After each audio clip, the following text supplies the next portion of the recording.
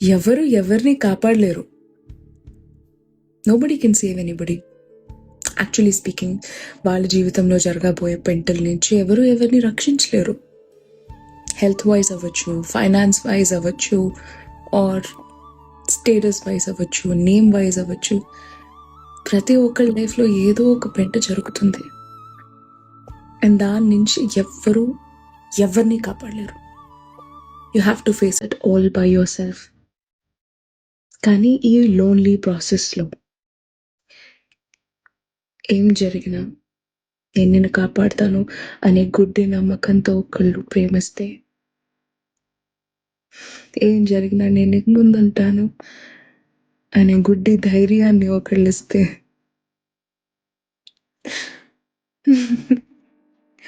వాళ్ళది చేయగలిగినా చేయకపోయినా వాళ్ళ మనసులో ఆ ఇంటెన్షన్తో మనల్ని ప్రేమిస్తే, ఎంత పెద్ద ప్రాబ్లం అయినా ఈజీగా దాటేయగలం.